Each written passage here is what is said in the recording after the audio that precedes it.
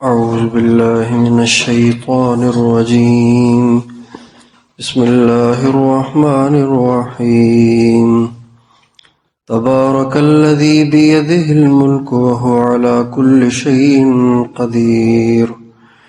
الذي خلق الموت والحياة ليبلوكم أيكم أحسن عملا وهو العزيز الغفور. بابرکت ہے وہ ذات جس کے قبضے میں ہے دنیا ساری کی بادشاہی، اور وہ قادر ہے ہر چیز پر اسے قدرت حاصل ہے۔ وہ ذات ہے جس نے زندگی، موت اور زندگی کو بنایا تاکہ وہ تمہیں آزمائے کہ تم میں سے کون ہے سب سے اچھا بے اعتبار عمل کے، اور وہ بڑا زبردست ہے اور بخشنے والا ہے۔ تو 2 دن سے یہ بات چل رہی تھی کہ اللہ تعالیٰ نے جو زندگی دی ہے پھر وہ موت دیں گے، تو یہ جو عرصہ دیا ہے بیچ کا، وہ صرف یہ دیکھنے کے لیے دیا ہے کہ کون اچھا عمل بناتا ہے، اچھا عمل لاتا ہے۔ اور اچھے عمل سے کیا مراد ہے اس کی بات بھی آ گئی۔ اس میں ایک چیز اور دیکھنے کی ہے کہ اللہ تعالیٰ نے یہاں جو الفاظ ارشاد فرمائے ہیں اس میں بہت ساری باتیں سمجھنے کی ہیں جو اللہ تعالیٰ ہمیں سمجھانا چاہتے ہیں۔ اللہ تعالیٰ نے یہاں فرمایا ہے ایکم احسن عملا۔ یہ جو لفظ احسن ہے اس کو عربی گرامر کی زبان میں اس میں تفضیل کہتے ہیں، اس میں تفضیل، اور اس میں تفضیل آتا ہے مقابلے کے لیے، اس میں تفضیل مقابلے کے لیے آتا ہے۔ زید افضل من عمر، یا زید افضل الناس، یا زید الافضل، جتنے بھی اس صیغے کو استعمال کرنے کے طریقے ہیں ان تمام طریقوں میں اس کا استعمال مقابلے کے لیے ہے۔ یہ اس سے اچھا، یہ اس سے بڑھیا، یہ اس سے افضل، یہ اس سے خوبصورت، اس طرح سے۔ تو اللہ تعالیٰ نے یہاں پر جو احسن کا صیغہ ارشاد فرمایا ہے تو یہ اس میں ایک مقابلہ ڈالا ہے، مقابلہ ڈالا ہے، اور مقابلہ کس چیز میں ڈالا ہے؟ عمل میں نہیں، حسن میں۔ اللہ تعالیٰ نے مقابلہ ڈالا ہے عمل میں نہیں، حسن میں۔ یعنی یوں نہیں فرمایا لیبلوکم ایکم اعمل وہو محسن، جیسا کہ پیچھے 3 جگہوں پہ اللہ تعالیٰ نے احسان کا تذکرہ بھی کیا ہے، لیکن اصل بات کوئی اور ہے۔ وَمَن يُسْلِمْ وَجْهَهُ إِلَى اللَّهِ وَهُوَ مُحْسِنٌ، تو حسن ہی چاہیے، تو وہ تو اس طرح سے بھی ہو سکتا تھا لِيَبْلُوَكُمْ أَيُّكُمْ أَعْمَلُ وَهُوَ مُحْسِنٌ۔ اللہ تعالیٰ دیکھنا چاہتا ہے کہ تم میں سے کون ہے زیادہ عمل کرنے والا احسان کے ساتھ، حسن عبادت کے ساتھ۔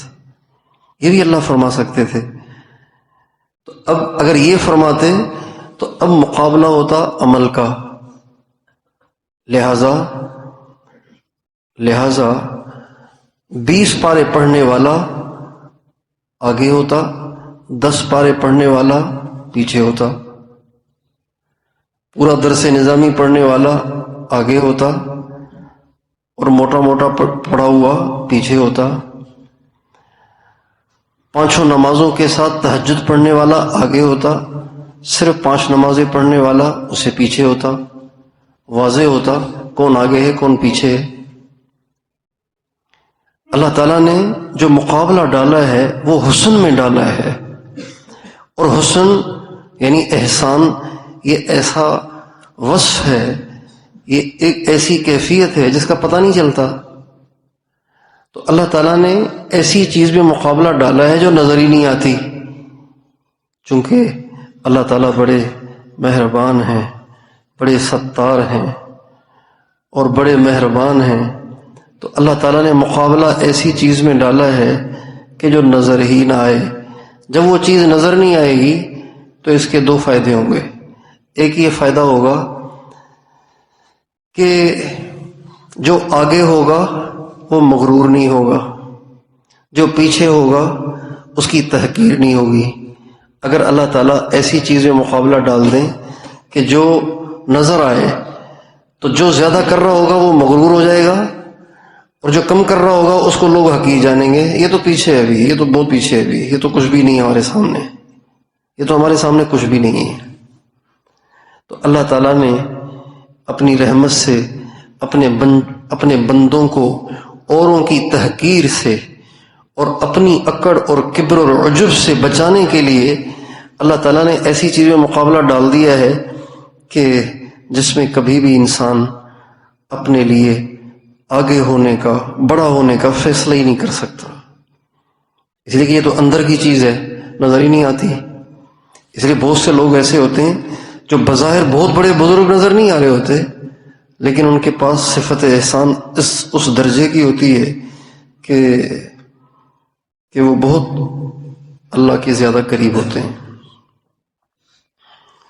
تو اللہ تعالیٰ نے حسن میں مقابلہ ڈال کر کبر اور اوروں کی تحقیر کی گویا جڑ ہی کاٹ دی، گویا دروازہ ہی بند کر دیا.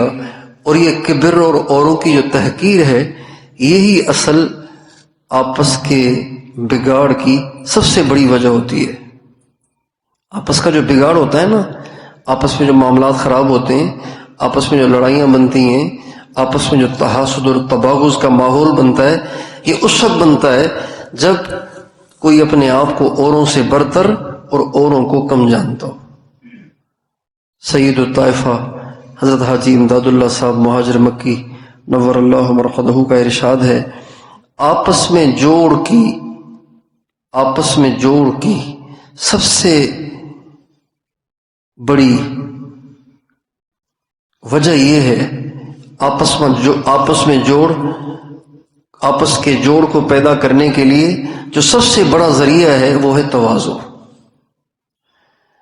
5 آدمی ہیں، اکٹھے رہتے ہیں، سارے سمجھتے ہیں کہ یہ 4 مجھ سے اچھے، میں ان میں تو گرا پڑا ہوں.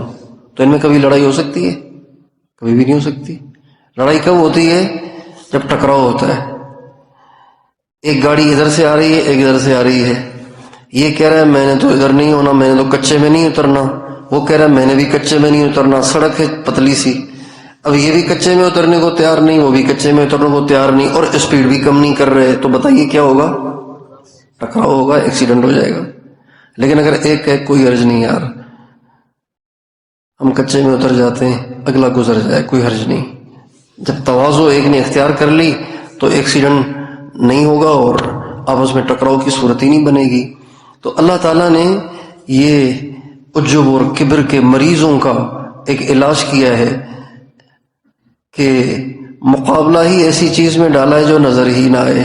لہٰذا اب کسی کو اپنی نیکی پر مغرور نہیں ہونا چاہیے، اس لیے کہ چاہے کتنا ہی کر لے، لیکن اگر صفت احسان میں دوسرا بڑھا ہوا ہے، اگر ایک آدمی صرف 5 نمازیں پڑھ رہا ہے لیکن صفت احسان اس کو اعلیٰ درجے کا حاصل ہے، اور ایک آدمی اشراق بھی پڑھ رہا ہے، چاش بھی پڑھ رہا ہے، اوابین بھی پڑھ رہا ہے، اور عصر سے پہلے سنتیں بھی پڑھ رہا ہے، اور نفلیں دھما دھم پڑھتا ہے، لیکن بیچارہ نماز میں کھڑا ہوتا ہے، پتہ نہیں کہاں پہنچا ہوا ہوتا ہے، تو ظاہری بات ہے اس کی 5 نمازوں کو یہ نہیں پہنچ سکتا.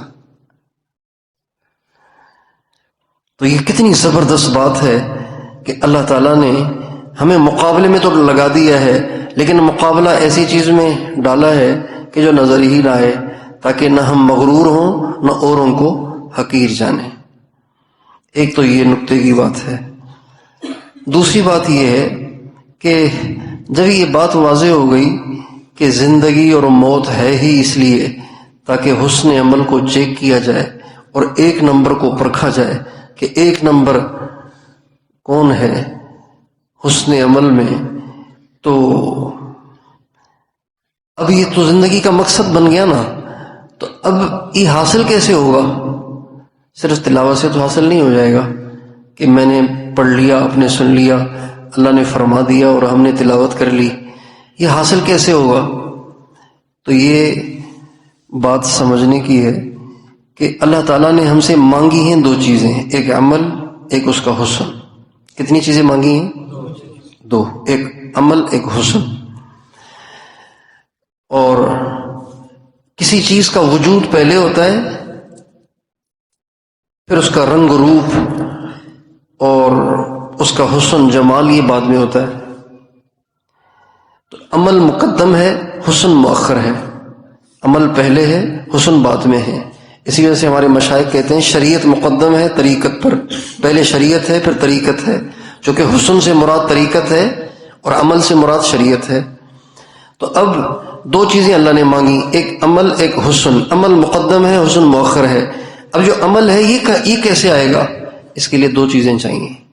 ایک چاہیے ترغیب. کیا چاہیے؟ عمل کے لیے کیا چاہیے؟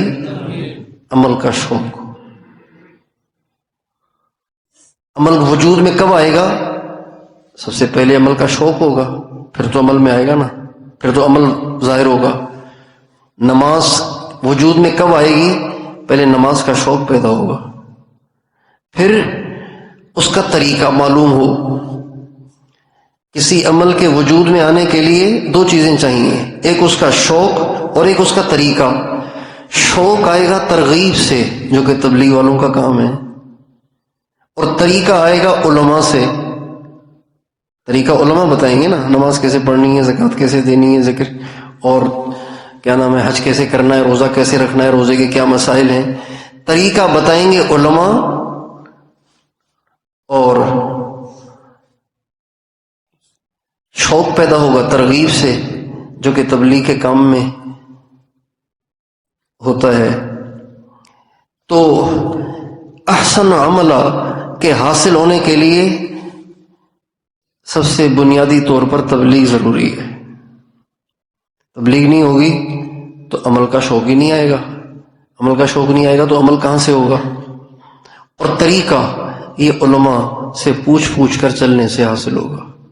تو احسن عملہ کے حصول کے لیے، حسن عمل کے حصول کے لیے پہلا کام تبلیغ، دوسرا کام علماء سے ربط. اور اس میں حسن کیسے آئے گا؟ وہ آئے گا مشائخ کی صحبت سے. وہ کہاں سے آئے گا؟ تو جو تبلیغ، علماء سے ربط اور استفادہ اور تصوف، ان تین کو جمع کرے گا نا، وہ تو احسن عملہ حاصل کر سکتا ہے. اور جو ان میں سے کسی ایک چیز کو بھی چھوڑ دے گا تو وہ بیچارہ احسن عمل نہیں کر پائے گا. بات واضح ہو گئی؟ بات واضح ہو گئی؟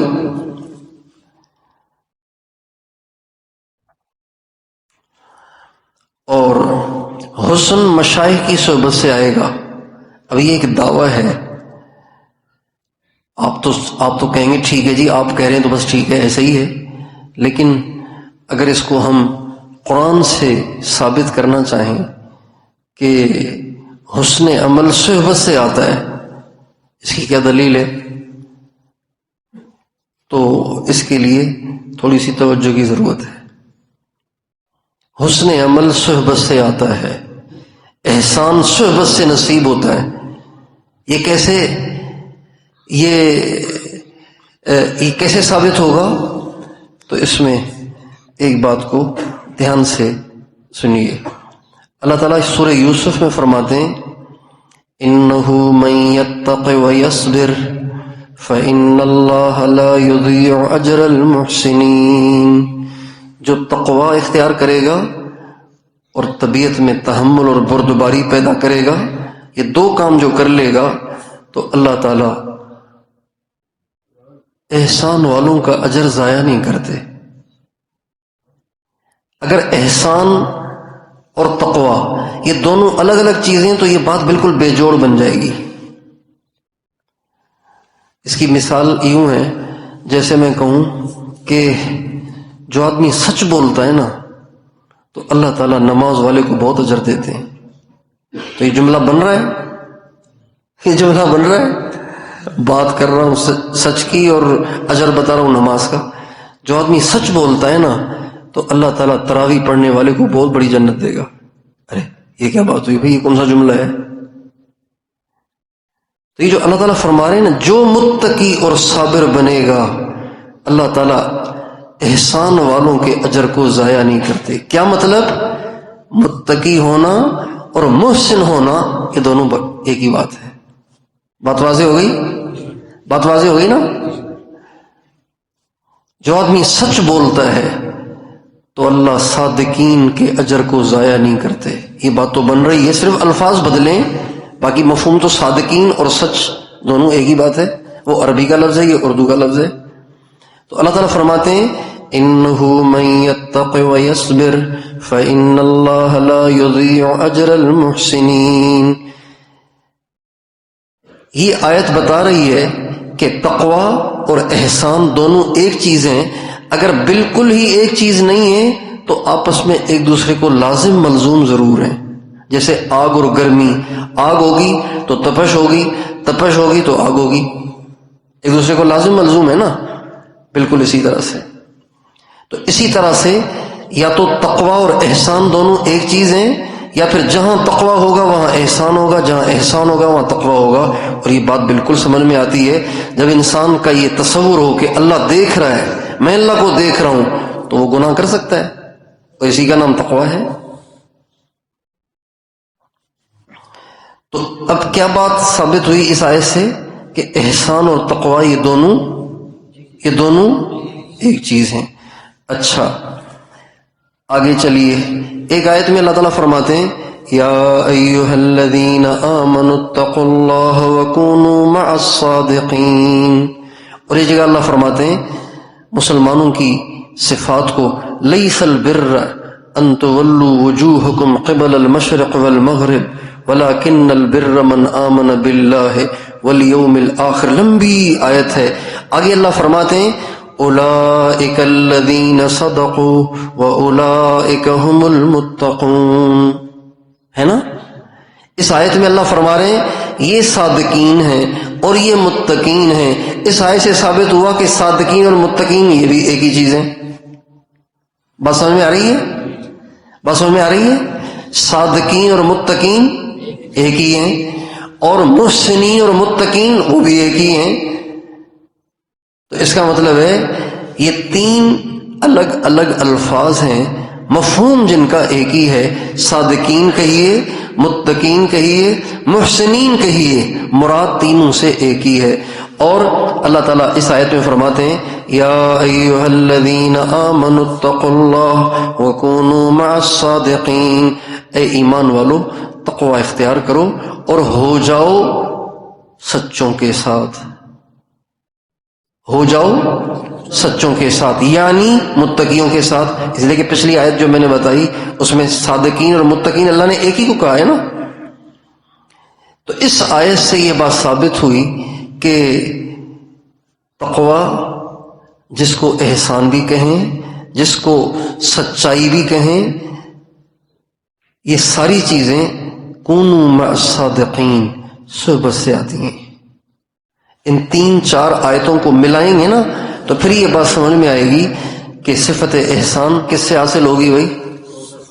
کس سے حاصل ہوگی؟ صحبت سے آئے گی. لیبلوکم ایکم احسن عملا. جس کام کے لیے اللہ نے بنایا ہے نا یہ تبھی ہوگا جب ہم تبلیغ میں بھی ہوں، علماء سے بھی منسلک ہوں اور تصوف میں بھی ہوں، تبھی یہ عمل تیار ہوگا.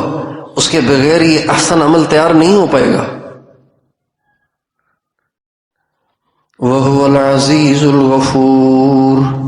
یہ جو عزیز ہے یہ تو ایک بطور دلیل کے ذکر کیا گیا ہے کہ جب ساری دنیا کے سارے انسانوں کو یہ چیک کرنا ہے کہ کون ہے اچھے عمل والا، تو اتنے دنیا کے انسان ہیں، ان سب کے عمل کو چیک کرنا کہ کون احسن، کون حسن، کون نچلے درجے کا، کون اوپر کے درجے کا. تو اللہ تعالیٰ فرماتے ہیں وَهُوَ الْعَزِيزُ. زبردست ہے، وہ سب کچھ کر سکتا ہے. ہر ایک کے عمل کو چیک کرنا اس کے حسن کے درجے کو چیک کرنا کہ 1 نمبر کا ہے، 2 نمبر کا ہے، 3 نمبر کا ہے، 10ویں نمبر کا ہے، یہ میرے لیے کوئی مسئلہ نہیں ہے. وہ العزیز. لیکن چونکہ عزیز لفظ کے اندر ایک دبدبہ ہے، ایک روب ہے، تو اللہ تعالیٰ اس عزیز لفظ سے جو ایک دبدبہ اور روب اور ایک ڈر سا پیدا ہو رہا ہے، اس کو دھیما کرنے کے لیے، اس کو ذرا مدھم کرنے کے لیے، اور بندوں کے دل جو عزیز کا لفظ سن کے گھبرا جاتے ہیں، گھبرا رہے ہیں، ان کو ذرا تسلی دینے کے لیے اس کے ساتھ ہی فرمایا الغفور. زبردست تو ہے، چیک تو کرے گا، لیکن ہے بڑا معاف کرنے والا. اور قرآن کا یہ اسلوب ہے کہ جہاں اللہ تعالیٰ کوئی ڈراؤنی بات فرماتے ہیں، جہاں کوئی دھمکی دیتے ہیں، تو ساتھ ہی تسلیاں بھی دیتے ہیں.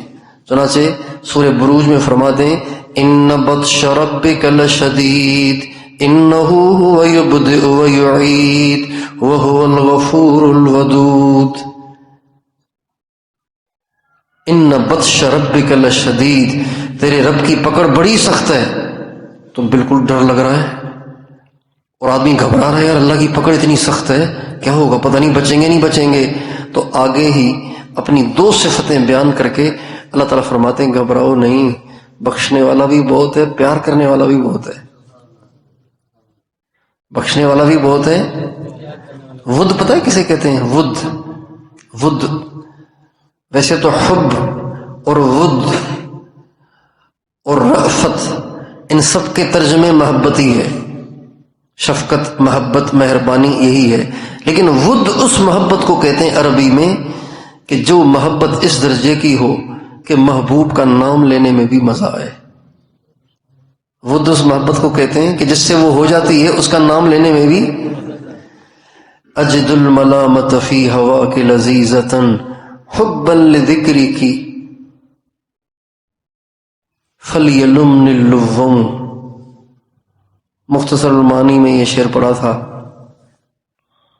کہ شاعر کہتا ہے کہ جب لوگ تیری محبت میں مجھے ملامت کرتے ہیں نا تو مجھے بڑا مزہ آتا ہے، اس لیے کہ وہ ملامت کرتے ہوئے تیرا نام لیتے ہیں. وہ ملامت کرتے رہتے ہیں، میں تیرا نام سن کے مزے لیتا رہتا ہوں. تو یہ ود وہ محبت ہے کہ جب کسی سے ہو جائے تو پھر اس کا نام لینے میں بھی مزہ آتا ہے. تو اللہ تعالیٰ، یہ قرآن پاک کا اسلوب ہے. سورہ مائدہ میں اللہ تعالیٰ فرماتے ہیں اعلموا ان اللہ شدید العقاب، جانو اللہ بڑا زبردست عذاب دینے والا ہے. پھر ساتھ ہی فرمایا وَأَنَّ اللَّهَ غَفُورٌ رَحِيمٌ. یہ قرآن کا اسلوب ہے، دھمکی ایک دیتا ہے، تسلیاں 7 دو دیتا ہے. یہ اس کی مہربانی ہے، یہ اس کا فضل ہے. اللہ تعالیٰ ہمیں قرآن مجید کو سمجھنے اور اس کو اپنی زندگی میں لانے کی توفیق نصیب فرمائے.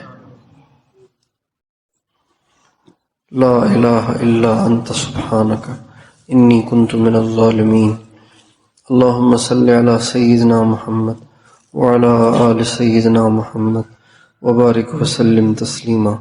ربنا هب لنا من ازواجنا وذریاتنا قرۃ اعین واجعلنا للمتقین اماما. ربنا افرغ علیہم صبرا وثبت اقدامهم وانصرهم على القوم الكافرين. اللهم اطعمهم من جوع وآمنهم من خوف. اللهم اطعمهم من جوع وآمنهم من خوف. اللهم اطعمهم من جوع وآمنهم من خوف. اللهم دمر اعداءهم. اللهم دمر اعداءهم. اللهم انزل بهم بأسك الذي لا ترده عن القوم المجرمين. آمین بحرمت سید المرسلین صلی اللہ تعالی وسلم علیہ وآلہ اجمعین.